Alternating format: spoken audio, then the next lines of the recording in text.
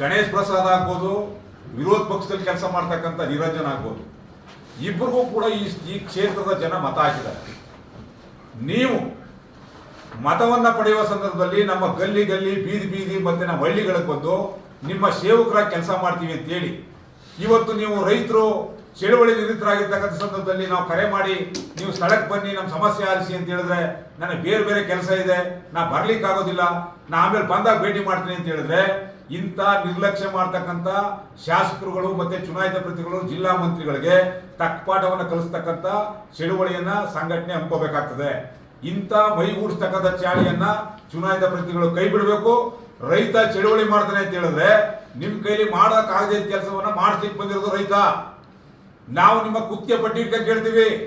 ನಾವು ಕೊಡ್ತಕ್ಕಂಥ ಟ್ಯಾಕ್ಸ್ ಅಲ್ಲಿ ನೀವು ಸಂಬಳ ತಗೊಳ್ತಕ್ಕಂಥದ್ದು, ಕಾರು ತಿರುಗಾಡ್ತಾ ಇರ್ತಕ್ಕಂಥದ್ದು, ನಿಮ್ಗೆಲ್ಲರೂ ಕೂಡ ಟೆಲಿಫೋನ್ ಇಂದ ಹಿಡಿದು ಸಾರಿಗೆವರೆಗೂ ಕೂಡ ನೀವು ಹಾಕೊಳ್ತಕ್ಕಂಥ ಬಟ್ಟೆ ನಮ್ದು ಕೇಳಬೇಕಾದಂತ ಪರಿಸ್ಥಿತಿ ಬಂದಿದೆ. ಇವತ್ತು ನೀವು ಸಂಬಳ ತಗೊಳ್ತಕ್ಕಂಥದ್ದು ನಾವು ಕೊಡ್ತಕ್ಕಂಥ ದುಡ್ಡಿಂದ ನೀವು ಸಂಬಳ ತಗೊಂಡ್ಮೇಲೆ ನಮ್ಮ ಗುಲಾಮಗಿರಿಯಾಗಿ ನೀವು ಕೆಲಸ ಮಾಡಬೇಕು. ಏನಂತ ಹೇಳ್ತೀರಿ ನೀವು? ನಮ್ಗೆ ಕರಪತ್ರವನ್ನು ಹಂಚುವ ಚುನಾವಣೆ ಸಂದರ್ಭದಲ್ಲಿ ರೈತನ ಸೇವಾಕಾಂಕ್ಷಿಯಾಗಿ ಬರ್ತೀವಿ ಅಂತ ಹೇಳ್ತೀರಿ. ಇವತ್ತು ನೀವು ಸೇವಾಕಾಂಕ್ಷಿಯಾಗಿ ಬಂದಿರತಕ್ಕಂಥವ್ರು ಸೇವೆ ಮಾಡಕ್ಕಿರ್ತಕ್ಕಂಥದ್ದು. ಜಿಲ್ಲೆಯಲ್ಲಿ ಜಿಲ್ಲಾಧಿಕಾರಿ ಮೊದಲನೇ ಕೂಲಿ, ತಾಲೂಕಲ್ಲಿ ತಹಸೀಲ್ದಾರ್ ತಾಲೂಕಿನ ಕೂಲಿ, ವಿಲೇಜ್ ಅಕೌಂಟೆಂಟು ಗ್ರಾಮ ಪಂಚಾಯತಿ ಬಿಡೋ ಗ್ರಾಮದ ಕೂಲಿ, ಇವರೆಲ್ಲ ಕೂಲಿ ಮಾಡಕ್ಕಿರೋದ್ರಿ ನಮ್ಮ ಹತ್ರ.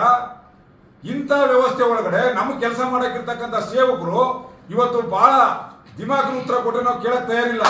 ನಾವು ಹೇಳ್ತಾ ಇದೀವಿ, ರೈತ ಸಂಘಟನೆ ಎಚ್ಚರಿಕೆ ಕೊಡ್ತಾ ಇದೆ. ರೈತರ ವಿಚಾರದಲ್ಲಿ ಏನಾದರೂ ಈ ರೀತಿ ದುರವಿರೀತಿಯಲ್ಲಿ ನಡ್ಕೊಂಡ್ರೆ ನಿಮ್ಮ ಮನೆ ಮುಂದೆನೂ ಕೂಡ ಚಳುವಳಿಯನ್ನು ಮಾಡ್ತೇವೆ. ಇಲಾಖೆ ಕಚೇರಿ ಮುಂದೆ ಚಳುವಳಿ ಮಾಡೋದನ್ನ ಯಾವ ಚುನಾಯಿತ ಪ್ರತಿ ಹೇಳಿದ್ರಿ, ನಿಮ್ಮ ಮನೆ ಮುಂದೆ ಚಳುವಳಿ ಹಮ್ಮಿಕೋಬೇಕಾಗ್ತದೆ ಅಂತ ಹೇಳಿ ಚುನಾಯಿತ ಪ್ರತಿಗಳಿಗೆ ಎಚ್ಚರಿಕೆ ಕೊಡ್ತಾ ಇದೆ.